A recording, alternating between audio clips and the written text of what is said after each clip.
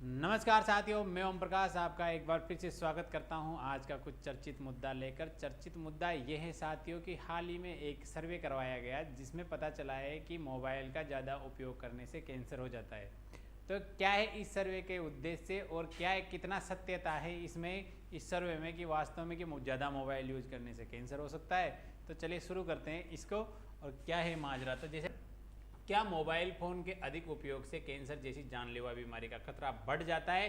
विश्व स्वास्थ्य संगठन WHO की ओर से कराए गए ताज़ा शोध में इस आशंका को सिर से ही खारिज कर दिया है। यानी कि WHO ने जो सर्वे करवाया तो उसमें इस आशंका को पहले सिरे से खारिज कर दिया है कि मोबाइल के ज़्यादा चलाने से कैंसर नहीं होता है। यानी कि अब आपको घबराने की ज़रूरत नहीं है। आप जी भर के मोबाइल चलाइए, आपको किसी प्रकार का कोई भी कैंसर नहीं होने वाला है।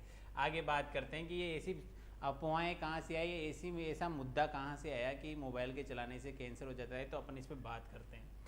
तो इस पर बात है कि साथियों कि ऑस्ट्रेलिया की परमाणु एवं विकिरण सुरक्षा एजेंसी की ओर से रिसर्च की गई, इसमें मोबाइल फ़ोन के इस्तेमाल और विभिन्न कैंसर के बीच में कोई संबंध नहीं पाया गया है। WHO की ओर से कराए गए और मंगलवार को प्रकाशित शोध के मुताबिक मोबाइल फ़ोन से निकलने वाली रेडियो तरंगों के संपर्क में आने पर किसी प्रकार का कैंसर नहीं होता है।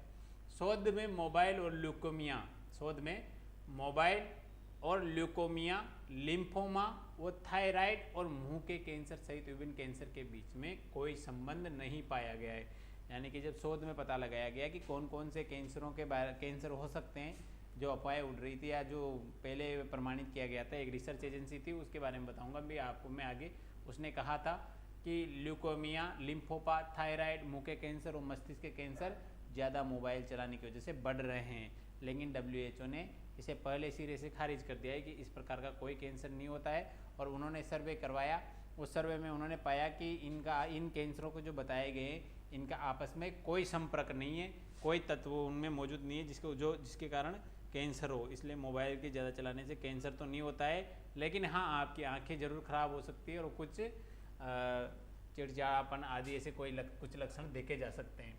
गौरतलब है कि यह RPANSA की ओर से की गई दूसरी WHO कमीशन व्यवस्थित की समीक्षा है। सितंबर 2024 में प्रकाशित पहली रिपोर्ट में मोबाइल फ़ोन के उपयोग और मस्तिष्क अन्य सिर के कैंसर के बीच की संबंध की खोज की गई। इस दौरान कोई संबंध नहीं पाया गया था।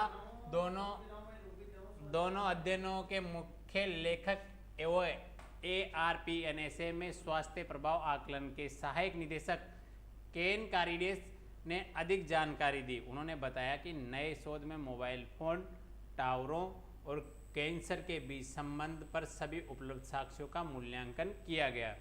यानी कि कहने का मतलब ये है मेरे भाइयों कि जब RPANSA की ओर से दूसरी WHO कमीशन की जो रिपोर्ट आई तो उसमें ये पाया गया कि मोबाइल टावरों, उन्होंने पहले सर्वे के लिए मोबाइल टावरों, फ़ोनों आदि और कैंसर, इन सारी चीज़ों को बीच में क्या संबंध हो सकता है, उन पर उन्होंने पहले जानकारी इकट्ठी करी। और जानकारी इकट्ठी करने के बाद उन्होंने रिसर्च करी और रिसर्च में पाया कि आपस में इनका कोई संपर्क नहीं है, कोई कैंसर के कोई चांस नहीं है। हालांकि मस्तिष्क कैंसर को लेकर अभी भी दुविधा बनी हुई है।